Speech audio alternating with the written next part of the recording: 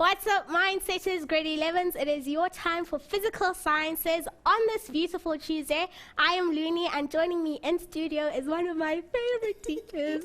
Tracy, how are you? Finally, I'm good, thanks. You can come back. Yes, like all the time, Tuesday. Absolutely, yes. There we go. Yes. So what are we doing for the Mindsetters today? Today we're going to carry on with acids and bases. Remember, guys, last week we did the basics. We started at the real beginning. What are bases? What are acids? Today we're going to look at strong and weak acids and bases. We're going to look at some common ones. We're going to do an attempt at a titration, not a complete one. And then we're going to look at some reactions. So you're going to be able to have to put, when I give you things, can you give me the products at the end, basically. That stuff. So today it's not chilled. It's all Today's full-on lesson. Today's a little heavier than last week. All right. Mindsetters, you heard it. We're going full on with acids and bases, part 2. This section used to haunt me in my dreams back in the day. So I hope you guys do enjoy it. Thank you so much for tuning in. Remember to hit us up on Twitter @LearnExtra, on Facebook. Our page is facebook.com/LearnExtra. And remember to download all the notes, the schedules, the videos on LearnExtra.co.za, and anything else you'd like to know about Mindset Learn and Learn Extra Live. Just simply go onto our website, guys, and work your way onto our page and all of that stuff. So with all that said, I will tell you about the Stars in Education Awards throughout the whole show. But for now, let's take it back to Tracy with our awesome lesson. Thank you. Anyway, so we're starting with acids and bases, guys, and what we're going to start off with is just go through what we're going to do today. We're going to look at the difference between strong and weak bases. This is really important with weak and strong acids as well, and hopefully get the misconception of concentration out the way. We're going to discuss some acid reactions, so what happens when we put an acid with a base or an acid with a metal, which you did do in grade 9, hopefully. Discuss neutralization reactions, got a little bit of an experiment going for you, and Looney's upset with me because I don't know if I'm going to need your help today. Why exclude me? But it's I fine. know, I'm sorry. It's fine. And then we're going to discuss indicators, okay? So, starting with, what is a strong and a weak acid? Now, what's really important here is we define a strong acid, an acid which ionizes almost completely. Now, I've deliberately gone and bolded and underlined ionize, because you've got to remember that all your acids are covalently bonded molecules, grade 11s. So that means they're not naturally ionic. So they haven't given away electrons, they haven't taken electrons, they're sharing them. So what happens is when the acid dissolves in water, we have to force it to become ions, and that's really, really important. With a strong acid, it desperately wants to become ions. So when we look at a strong acid like hydrochloric acid, when it reacts with water, and what's very important here is that we say it is reacting with the water, it's part of the reaction, okay? We end up with H3O plus ions because what's happened is the chlorine, the hydrochloric acid, has given its hydrogen away. It's acted like an acid. Remember, acids are proton donors. We did that last week. The water acts like a base, takes the hydrogen, ends up with H3O plus and Cl minus. Now, this is a strong acid, so that means when I look at this, if I could look at this solution from in a microscope and I could actually see the little molecules everywhere, there would be lots of H3O plus and Cl minus. And remember, I said to you last week as well that it's this H3O plus that makes it so dangerous, okay? It's the H3O plus ion that corrodes, that eats away skin and metal and all those wonderful nasty things. Moving on. So, when we look at a weak acid, and it's hard to see it from the equation because of the way we write the equation at this level. When you get to grade 12, you're going to do a thing called chemical equilibrium, and you're going to do the whole thing with reversible reactions, which you've seen. And this is, we're going to rewrite these equations with the sign doing this. Little sign to the right, sorry, big sign to the right, little sign to the left. And that tells me that I have lots and lots of ions in there. With my weak acid, like acetic acid or ethanoic acid, vinegar, okay? Remember, it's only that little hydrogen at the end that's important. The one that's bonded to the carbon isn't important, okay? It doesn't make it acidic. That hydrogen comes along, donates itself to the water, okay? Off it goes. Once again, we get H3O plus ions, and now we get the CH3COOH minus, okay? This is a weak acid though, so what that means is that when this dissolves in the water, we get it to ionize, but we don't get a lot of product. There's very little of this. So because there's so little H3O plus, it's not very dangerous. Doesn't mean that it can't do damage, okay? So what I'm saying to you is don't go and drink a whole bottle of vinegar. You are going to feel fairly sick after that if you can actually get it down. Okay, so you've got to be careful because remember your stomach's got acid in it. You don't want to add to that, okay? But lucky for us, vinegar, if you spill it on your table at home, isn't going to eat through your table, okay? Which is a good thing. So acids, ionize, very, very important. A base, before we get there, now I've got a list here. And this, of course, is in the notes you can download. Please, grade 11s, you have to just learn this. This isn't something where I can say to you, look at the structure, look at how many hydrogens there are, because it doesn't work like that, okay? And these are your common acids. So these are the acids you're most likely to find at school. These are the ones we're going to deal with calculations, with experiments, all of that sort of stuff. And they expect you to know whether they're strong or weak, particularly for next year, because next year we're going to look at titration in a lot more detail than we're doing this year. And in fact, you're going to have to calculate final pHs. It's going to get all nice and hairy for you guys. It's great fun. And from knowing whether you have a strong acid and a strong base, you have to choose what indicator you're going to use. So that's really, really important. And unfortunately, this is one of those things you just have to learn, okay? I know, I mean, I still get confused at times, but I know them because we use them all the time. First four, hydrochloric, nitric, sulfuric, phosphoric, these are all strong acids. Phosphoric isn't that strong, but it's still classified as a strong acid. Then we get carbonic, and remember I told you last time, carbonic acid is what you find in your fizzy cold drinks. In fact, you find a little bit of phosphoric acid too, okay? And carbonic acid is the one that they reckon will rot your teeth, and you can use to marinate meat, and all those fun things, okay? Ethanoic acid, which, you know, is vinegar, and then oxalic acid. This one's quite an unusual one. Don't stress at this point about its structure and the fact that it's COOH in brackets. You're going to deal with it when you do organic, okay? The nice thing about these two is you're going to remember how to name them and draw them when you do organic chemistry next year, which is actually going to be a lot of fun. Okay, so that brings us to bases.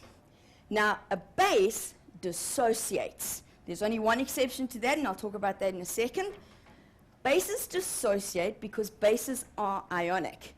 Bases are made up of your negative ion, which is usually OH, but it doesn't have to be. It can be nitrogen, it can be carbonates, it can be oxygen. So it's a negative ion with a metal, generally speaking, except ammonia. Ammonia is your exception to this whole thing. Because ammonia is the only base you have that's covalent. Most of your other bases are ionic.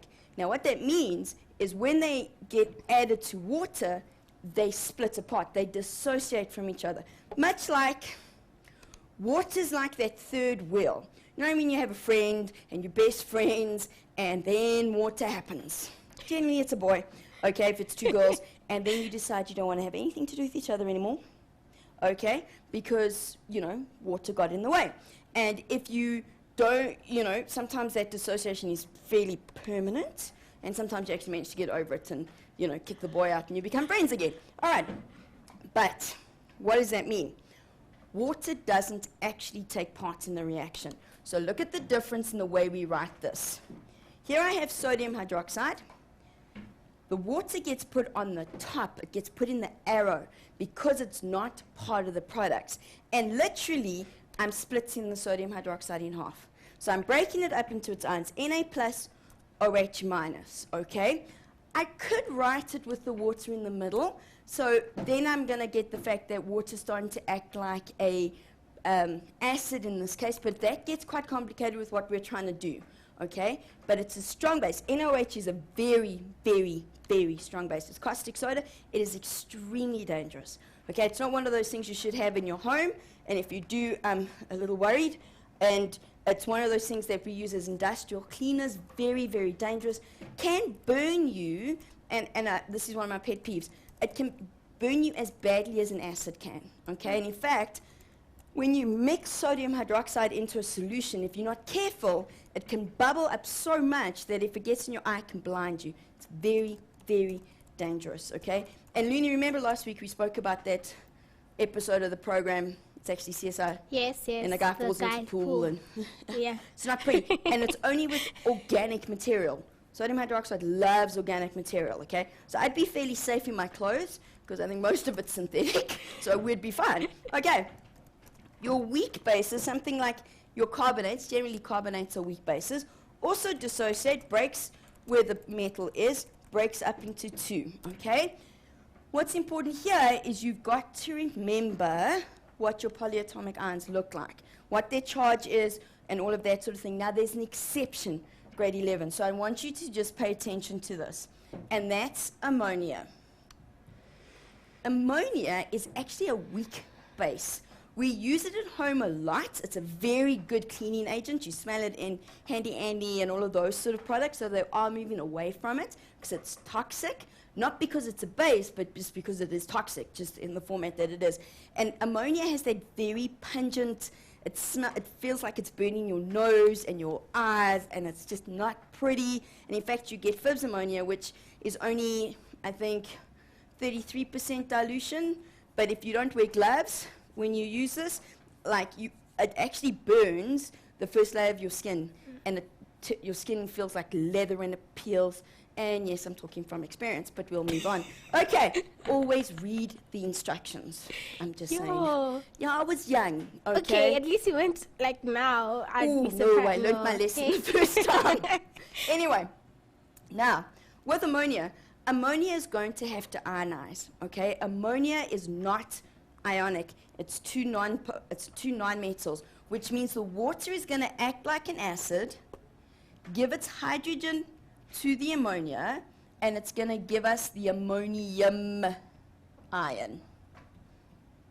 So that should be plus, and that's minus. Now, you've seen this before, grade 11s. Beginning of the year, you did covalent bonding, and you did dative covalent bonding. This was one of the ones you had to learn to do. So there's lots of stuff involved in the ammonia, okay? And remember, this is my base. This is its conjugate acid. Ammonia is your exception to dissociation. It ionizes.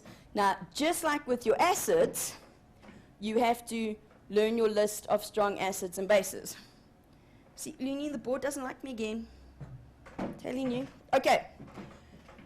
Generally, now this one, it's a little bit easier to find a trend, because if you look at all my strong bases, ammonium hydroxide, potassium hydroxide, calcium hydroxide, magnesium hydroxide, there are exceptions. These are the ones you need to know. The hydroxide makes it a strong base, okay? The rest, now we've got carbonates. Carbonates are actually very weak bases, which we're glad about, because remember, sodium bicarbonate, baking powder, you use it at home. You don't want to be using things like sodium hydroxide when you cook cakes, unless you're trying to kill someone, which we do not approve of. No. Okay, so your carbonates are weak bases, very, very important. Your hydroxides are strong bases. Okay, so, you know what? I know we're a little early, Looney, but I don't want to get halfway through doing this section, so we'll take a break and then we'll come back. All right, cool. Yeah. Just a quick shout out, special shout out to Lovejoy, who says Tracy makes physical sciences seem so easy. So that was a special shout out to you, Tracy. Mindset is we are going to take a very short break, so don't go anywhere. We will be back straight after this.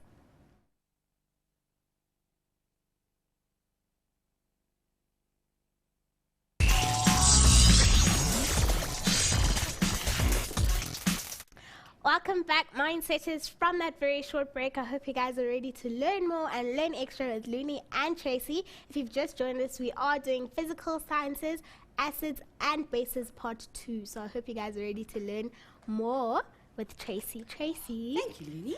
Okay, now we get to the fun part, okay? So we're going to do a little bit of experiment in a couple of minutes, but first we need to talk about our chemical reactions with acids.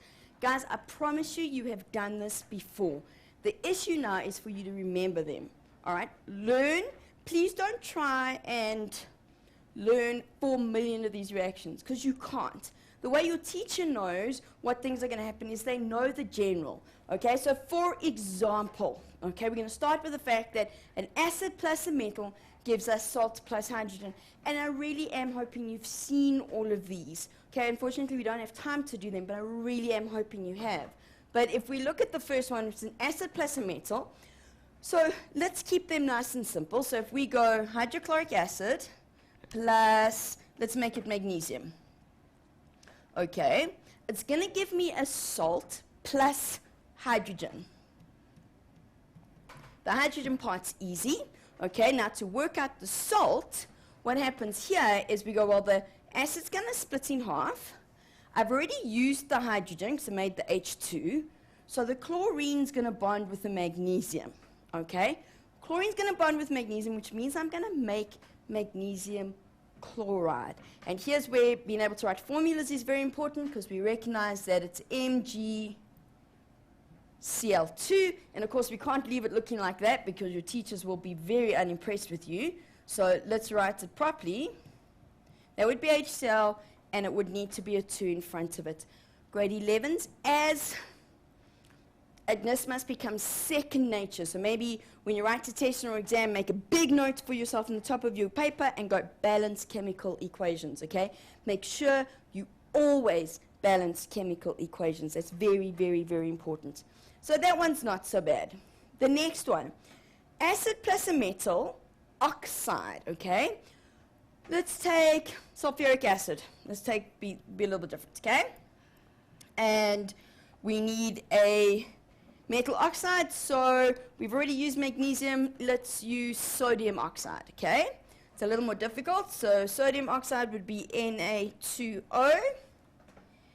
And now we go, okay, gives me a salt plus water, which means I know the N's going to be plus water. The salt comes from the fact that the hydrogen and the oxygen make the water. Makes sense, hopefully. And this is a swapping partner thing, okay? The plus hydrogen plus oxygen minus go together, which means the sulfate, which is minus, goes with a positive Na.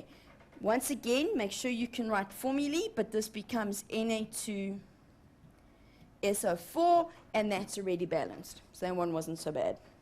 That's actually quite a nice one, okay? Then we have, and this is the one you're going to see often, acid plus a metal hydroxide. Okay, so let's take HCl again, and this is the one you're going to see most often. HCl and sodium hydroxide, NaOH. Hopefully you know this. The nice thing about this reaction is that it gives us a salt, otherwise known as table salt, NaCl, okay, plus water. Grade 11s. And I've had this discussion with my learners recently. You really struggle with the concept that we call some of these salts, okay? Simply because you're so used to, you know, you go out for dinner or you're at the dinner table and you say, pass the salt, okay? What do you mean by pass the salt? You mean pass the sodium chloride, okay? Sodium chloride's common name is table salt, actually, okay? But we just shorten it to salt. Could you imagine every time you went out for dinner and went, please pass me the table salt, or pass me the sodium chloride? I think people are going to start looking at you funny. Yeah, they maybe I will. should start trying that. No. Pass me the sodium chloride, please. No. Yeah, I'm going to get some funny looks. All right. But what that means is in your head, and I can understand it, is you go, salt must be sodium chloride. No, no, no, no. A salt is the name given to an ionic compound, okay, with a metal and a non-metal. They are salts, okay? When the ionic compound comes together, it is a salt, okay? So keep that in the back of your mind. Now the more difficult one. Acid plus a metal carbonate. Now, carbonates are your weak bases, okay? So let's take HCl, let's not make this too difficult, and add it to sodium carbonate. Na2CO3, okay? Now, reaction says to me, I'm going to get salt, which hopefully you guys are screaming at the TV going, no, I know what it's going to be. Sodium chloride, absolutely, NaCl, plus water, H2O, plus carbon dioxide, CO2. And to balance it, I need a 2 in front of here. Where does the CO2 come from? It comes from the CO3, okay? The CO3 gives me the CO2. The one oxygen from here also ends up with the water, and so it splits up, okay? So if you ever a little confused as to whether I'm going to get carbon dioxide, you must have the carbonate in it, okay? We're going to do lots of these questions at the end, okay? Now, neutralization reaction. This reaction is sometimes a little bit more difficult to understand because you hear neutralization reaction and you go, okay, it must become neutral, so if I put an acid and a base together, it becomes neutral, everyone's happy. No, okay, because a neutralization reaction is simply the reaction between an acid and a base, okay? It is simply the reaction between an acid and a base, and the reaction is called a titration, okay? It's the reaction between an acid and a base, and it's called a titration, okay? So the thing I need you to not be thinking about is that when I have a neutralization reaction, then I'm going to end up with 0, okay? I'm going to end up with a pH of 7, okay? So be careful with that. Now, in the notes, we said we're going to do an acid-base titration, and I'm going to show you something a little less as complicated as the acid-base titration, and we'll talk about this in a second. So what we're going to do is we're going to come over to my lovely spot to play, and I'm actually very excited. I got laughed at a little bit earlier because we have universal indicator paper, which is brilliant, and this is just a paper form of universal indicator liquid, and I have litmus. Hopefully this is the one you guys have all seen, okay? You've all seen, oops, I'm busy throwing it around. You've all seen blue litmus, okay? You've all seen, oh look, it matches my nails. That wasn't deliberate, okay? So you all see blue litmus paper. And this is the one indicator you guys all can tell me. So if I take some blue litmus and I'm going to put it into my first test tube, and we're going to see what happens. Okay, it's going to get it a bit wet. There we go. And I have my white paper, and we all see it went pink. Yay! And hopefully you guys are scaring the TV. Let's not scare the TV. Let's scream at the TV. That means this is an acid. Absolutely, okay? This is one of our indicators. Now, what I actually have in this test tube is a solution of acetic acid, otherwise known as vinegar. And I'm now going to add in some phenolphthalein, which is colorless, okay? If you look inside my pipette, you can see it's colorless at the moment, okay? Put a few drops into my acetic acid. Oh, look, that was exciting. Hey, Looney. Yes, nothing happened because phenolphthalein is colorless in an acid, okay? That's what makes it special. Now I'm going to do a neutralization reaction, okay? If we were doing this as a titration, and I'm going to show you that this is the acetic acid, that won't actually help us. I'm just going to make it more colorless, if that's at all possible. Okay, here we go. I'm going to put sodium hydroxide in.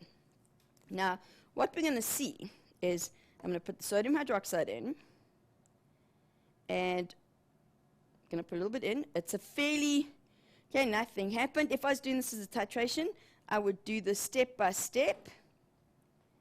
Okay. Oh, look. And it doesn't want to change color. Okay, it was a fairly strong sodium hydroxide solution. So I'm going to add a little bit of water to it. This is what happens with live TV. Oops. Okay, what we really wanting to do is show you phenolphthaleine's beautiful pink color. Okay, what should happen, and I've run out of space in my test tube, okay, is it goes pink. So give me a second. We're going to come back to it. Okay, I will show you the pink color. I'm now going to deal with my hydrochloric acid. Okay, I'm going to put some universal indicator. Now, universal indicator is a great indicator because it goes a whole bunch of colors. And there we go. Okay, let me just show you quickly. If you look at it, I'll put it up on my... It's a bit hard to see, but it's a greeny blue color, and my hands are busy going all sorts of colors. It's great. Okay, universal indicator has this wonderful range of colors because it's actually a mixture of indicators. It's great. We love universal indicator. Anyway, so in my acid, this is hydrochloric acid. I'm not going to dip anything into there. Okay, I'm now going to add my sodium hydroxide, and I don't think my sodium hydroxide's working. Oh, no, wait. Can you see it's it's not as pink? Okay, it's not there yet. Let's do this again. Okay, I could be doing this till the cows come home. I do apologize, guys. We thought my sodium hydroxide solution is actually just not strong enough. If I add a little bit of water, hopefully that'll dilute my acid a bit more. And let's... No? Okay. It's actually quite difficult to see, but what we're going to do here. Okay. And just so you know, this happens in my classroom too. Universal indicator paper. I'm going to put it in there, and it's actually quite a nice, actually I don't need to do this, quite a nice red color. And if you look, I've got a chart. Every universal indicator pack or bottle of indicator has to come with a strip. And this actually probably looks like what you see in your pool tester kits, okay? It's essentially what it is. And then I can compare the color. Now this has gone far, it's not as red as it was, which means it has changed pH. It's going more orangey. It's more orangey now, so it's more 5. I think the honest truth is my sodium hydroxide is just not quite strong enough. What I'm going to do is I'm going to put my sodium hydroxide into my last test tube, okay? And I'm going to add some phenolphthalein to it, and we're going to see it turn pink, hopefully. That's what I wanted earlier. Okay. Isn't that a beautiful color? Hey, Looney? Oh, how pretty is that? That's very That's nice. what I wanted. Unfortunately, the issue isn't that the sodium hydroxide isn't strong enough. Okay? It's not that it's not strong enough. It is a strong base. It wasn't concentrated enough with the concentration of these. Okay? So that was part of the issue. But this is actually such a beautiful color. Now, what I'm going to do is I'm going to take my universal indicator paper, because to add universal indicator to this is a bit silly because it's already pink. I'm going to use the paper, and I want you to see this. You'll see this actually very nicely. There we go. Can you see? Look how purple it is. Okay, it's gone very purple. Doesn't match my nails anymore. And if I put my strip with it, okay, let me do this rather. Sorry. It's all about co-ord. Let's hold it. Okay, if you put it close to the strip, can you see that it's close to the 14? Okay, which is what we didn't have earlier. Okay, the point here is that unfortunately this wasn't concentrated enough, so I didn't have enough sodium hydroxide ions in here, molecules in here, to make these change color. I mean, I can add this to here, I think, until, like I said, until the cows come home, and I add a little bit more to this one. No, see, the color disappeared immediately. Did you see that? It's pink. Let me hold a little bit further down. Color goes away completely, okay, because this is a very, very strong solution, okay? It's a very concentrated solution. If I take the litmus paper, if I take all of it, not just a piece, okay, and I put it in here, you saw it go red with the acid, stays blue, okay? This is very, very important. It stays blue. If I put this in here, goes pink. Okay. pink or red in an acid, blue in a base. All right, now, just before we go to the break, I'm just going to talk a little bit about what the setup would be if I was doing a proper acid-base titration. Is we would put our known solution, standard solution, in the conical flask. Usually, it's the base, okay? We put the acid into the burette. We don't like to put the base into the burette simply because the base might clog up the burette. We add a suitable indicator.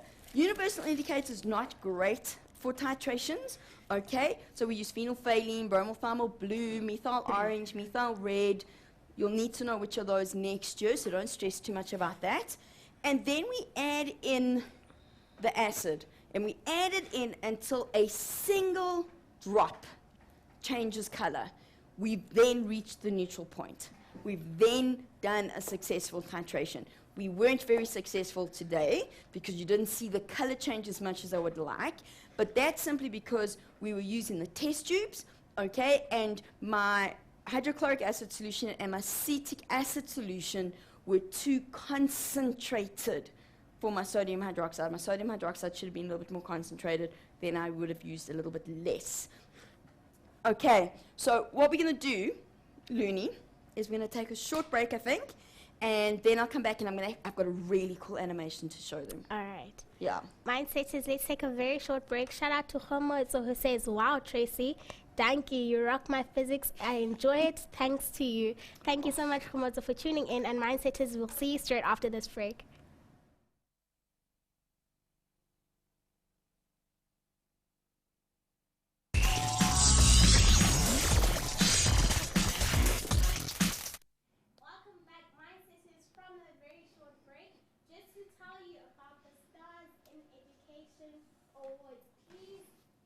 And enter your teachers. I will post all the information you need on our Facebook page. Basically what they're looking for is they want to recognize the teachers that play a role in shaping your futures, in building your characters, and not just only education, but you as a whole. So they want to recognize and acknowledge and appreciate your teachers. So tell me who your favorite teacher is. Tell me why you want to enter your teacher, what's special about them, how they've impacted your life, and enter them into the Stars in Education Awards. If Tracy was my teacher, I'd nominate her. So guys, please make sure you check out our Facebook page for that. And with all that said, I'll hand it straight back to Tracy. Can I record that and send it to my kids? Of course you can. I'm just checking. Guys, seriously, as a teacher, I have to be honest, it's not about the gifts, but when you say thank you to your teachers, yes. And you know, some of your teachers work very, very yes. hard. So think about it. You know that there's that one special teacher who, you know, would do absolutely anything for you. And it's actually... it's a nice way to say thank you. Thank you, yes. You know, and I mean, as me as a teacher, I've been teaching for a long time, and I have every single note a kid has ever given me. Oh, that is so cute. Every single one. So, and then when I feel like, why am I teaching? I take out my little box and I read them, and then I cry, and then I get over myself. Anyway. Before you start. Oh, sorry. Yes. Question from Elebocheng or Lebocheng Seribe. What are metal oxides? Okay, sweetie, all a metal oxide is a metal bonded to an oxygen. So, for example, and we'll just put it on the bottom of this page, okay, is magnesium oxide is a metal oxide. Or we could have calcium oxide. All right, so as long as there's a metal bonded to the oxygen, it's a metal oxide. And I think that puts it, okay. Thank you. Now, I have the most amazing animation to show you. Okay, and we'll have to actually put I think we'll have to make a plan to put the link onto the website. Okay, cool. Okay, because I don't actually have it in the notes. Okay. But this is just the coolest animation. So what we're going to do now is we're going to look at a titration from a molecular point of view. Now, we didn't do a physical titration, but this is such a nice setup. The difference here is that the base, however, is in the burette. The acid is in the conical flask. It doesn't make a difference. We know the solution. We know the concentration of the sodium hydroxide solution. You have to know the concentration of one of them when you start. The nice thing is here is it uses a pH meter. Great way to do these. You would either do this with an indicator which changes color, which is much better, but that's okay. Now what we're going to do is, and I specifically want you to look at the bottom right-hand side of the screen where it shows you how the molecules change, okay? So we're going to begin the titration, and I'm going to add 5 moles of sodium hydroxide, and if you look carefully at the right, you saw a little bit of water being formed. The brown molecules are the Na plus ions. We're going to add another 5, okay? And once again, we're now getting Na plus ions. The pH, if you look on your screen, is now 1,24. The pH is increasing. I'm adding a base. And in fact, we're drawing a really nice graph. Okay? So I just want to quickly, I want to make sure we're all in the right place. So we're seeing H2O molecules being formed. There's our Na plus. There's our Cl minuses, which we expected. And we're going to, and now I've got to get rid of this somehow. Okay, I want to get rid of the smart thing. Carry on. Okay. And there's still a smart thing, but that's okay. We're carrying it on. We're getting, sorry, the board's changed. The program's got better. I like it. Okay, so don't worry about the plaque that's carried on. We're going to add some more. Okay. And I really like the animation because it shows the little droplets in it. And as we watch, very slowly, now of course, we haven't actually added that much NaOH yet. Well, we have. We've added 20 milliliters. 20 centimeters cubed. That's a lot. And we still haven't seen too much of a change. I want you to see what happens now. Get to 25, and there's quite a big increase. We do it again, and look at what happens. Okay? And if we look over here, between 30 and 25, there's a sharp increase. Because what has actually happened, if we take the time to count, in my molecular structure, we've come to a place where the acid and the base are chemically equal. Okay? We've reached a neutral point. Now, this is a strong acid and a strong base, so that means it should be pH 7. Okay? Doesn't always happen. This is, of course, a simulation, so things could change. But now watch what happens when I add 5 more moles of NaOH. Now we change it to a base. Okay? We've gone beyond the point where it was neutral. Okay? We've gone too far, which is why acid-base titrations are so very exact. Okay? And it's a real skill, especially when you're doing it physically and you're having to turn the tap on the burette. I know I struggle with it, because you've got to make sure the tap doesn't fall off and all sorts of things. But literally, it takes 1 drop, and your pH changes. Now, it went from 7 to 12,02. That is a huge change. Okay? Huge, huge change in pH. If I add 5 more moles, only a small change. So now we're doing okay, now it's just doing its own little thing. Don't worry about everything else that's coming up. But what's happening here is that small part is almost the opposite of what we had at the beginning. And if we kept adding in base, we would keep it at quite a high pH. Okay, so we're not going to worry about the calculation because that's not what you do. But we need to talk about what indicators you would use. Okay, once again, learn, work. Okay, first of all, methyl orange, which is orange in an acid, yellow in a base. Methyl red, red in an acid, yellow in a base. Litmus, red and blue. Litmus can come in paper or liquid form, which is nice. Bromothiamyl blue, which is yellow and blue. And phenolphthalein, which you saw tonight, which is colorless and pink. It's a beautiful, I don't really like pink, but that was a beautiful pink. Hey, Looney? Because it was so bright. Pink, but that color was yeah, nice. I'm allergic to pink. Yeah. I tell my children. Anyway, so it's a good thing my shirt didn't have to be pink. Moving on.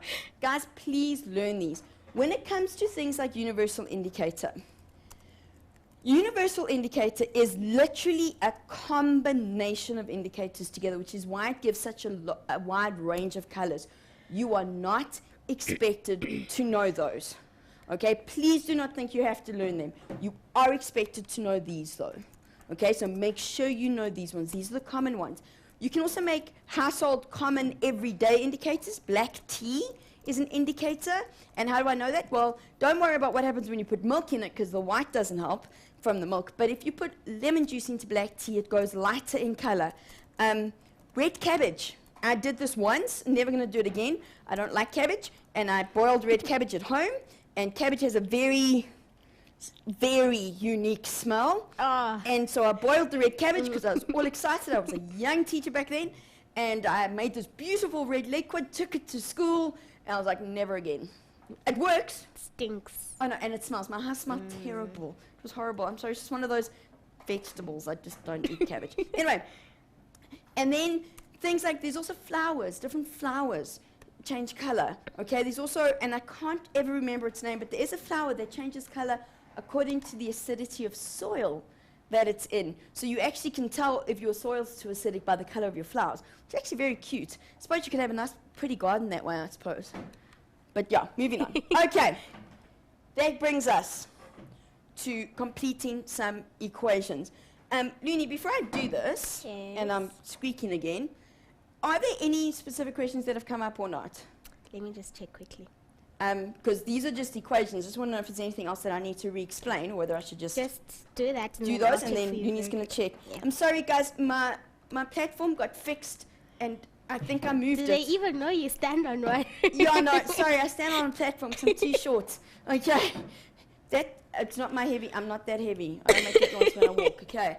So, complete and balance the following reactions in each case. Name the salt. Okay, very important. So we look at this and we go, now they're not always going to come in the nice way that I said acid plus. Because look here, this is a metal. Oh, maybe I should be able to write for something. Metal plus an acid. Metal plus an acid, we look and we go back and we go, gives me a salt plus hydrogen. So I have to have H2, and the salt's going to be the copper plus the chlorine. So it's going to be Cl2, put a 2 in there, and that's copper chloride. Okay? Next one. Ooh, Gabby, difficult one, second up. Silver carbonate plus nitric acid. Okay, silver carbonate plus nitric acid. It's a carbonate, so I'm going to get carbon dioxide and water. So CO2 plus H2O. Now I've got to work out the salt. Silver and the nitrate's going to go together. The hydrogen goes with the CO3. Here you've got to recognize the valency. The silver has a valency of 1, even though it's one of your transition metals, okay, which normally have a valency of 2. Silver has a valency of 1. It's the exception. Nitrate has a valency of 1, so this is quite nice. This becomes Ag, ooh, no, there we go, Ag NO3. Balancing this one could be fun. We actually need to put a 2 in front of that one and a 2 in front of the HNO3, and I think that's balanced. Let's just check. 2 silver, 1 carbon, 3, 6 oxygen. Oh, hang on, no, 9 oxygen, I can't count. 6 oxygen, 8 oxygen, 9 oxygen, 2 hydrogen, we're happy. We've got a question. Yay, let's do this because we've got lots of those. Yes. Okay, Jancy Buanganga is asking, hey Tracy, water has a pH of 7. Does that mean that any substance that has a pH 7 is drinkable like water? It's neutral, but it might still be, water's neutral, okay? Be careful with mixing safe to drink and neutral. I would still hesitate to drink some stuff, even if it was neutral, because the chemicals just might be toxic. Remember, not everything fits into, not everything's either an acid or a base. That's only one section of our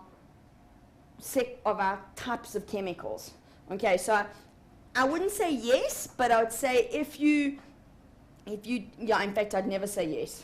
Not in the lab anyway, because just because you get a pH of 7 doesn't mean that the salt or the combination of chemicals you made at the end isn't going to hurt you. Okay. Anyway, just because of the chemicals.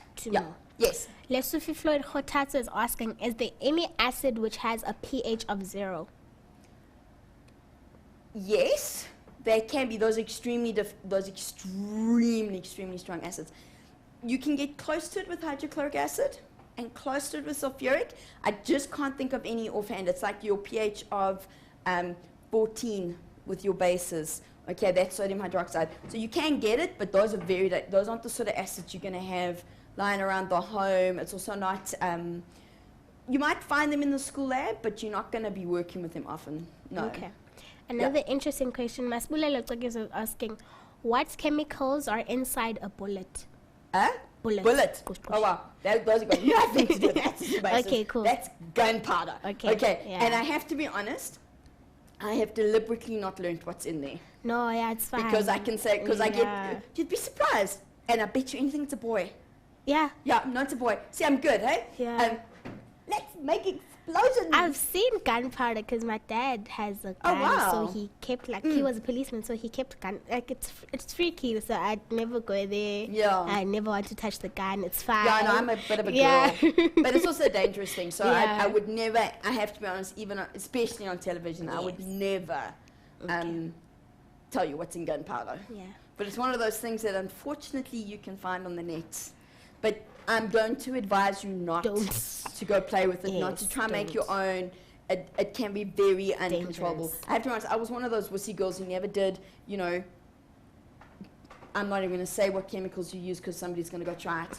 You know, when you make bombs at home with pool stuff and other stuff. And I was not one of those girls. No. Okay? It's unsafe. I ran a mile. Don't do it. And I've heard some horrific stories. Yes. So please, guys, I know it sounds like fun and you see those ridiculous exciting, YouTube videos. blasting, bombing. No, it's not safe, guys. It's not. It really isn't. And you can really do yourself a lot of damage. And it seems quite a silly thing to do damage on. We okay? Thank you. All right, let's do a couple more.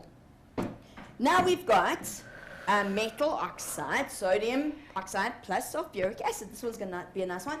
Metal oxide plus an acid gives me a salt, H2O, and water. In this case, it's going to be sodium plus the sulfate. So it's going to be Na2SO4. And remember, we've got part of the question was name the salt, so that's sodium sulfate. Next one is zinc hydroxide. So we've got our metal. This is actually quite a nice one. So it's an acid plus a hydroxide. So we're going to get plus water. You can see I know exactly where to start. Now you may think about it. The metal goes to what's left from the hydrogen that disappears off the acid. So it's zinc plus sulfate, which means I'm going to have zinc sulfate. And I just need to check this one because I know this one's not bad. It's one zinc, one sulfur, one oxygen, 4 oxygens here, plus 2, that gives me 6. 4 plus 1, this is a problem. So this actually, not there, needs to be 2 H2O. Okay? A good indication of how many H2Os I'm going to need, look at the combination of hydrogen and oxides. I think I have time for one more. Okay? And then I'm going to have to say goodbye. Potassium hydroxide plus nitric acid, nice and easy. Going to give me water. Okay, the potassium's going to go to the nitrate. We're going to get potassium nitrate, KNO3. Okay, guys, we're done for today. Next week, okay, we're going to look at the calculations. I haven't forgotten about them. I'm pretty sure some of you have done them. We're going to look at calculations and do a little bit more intense stuff, okay? So I'm going to say goodbye, and I will see all of you next week. All right. Mindsetters, thank you so much for tuning in and joining the Vertically Challenged Girls in Studio. We are awesome, and all the best for all your exams and everything else in life. Until next time, guys, it is a goodbye from us.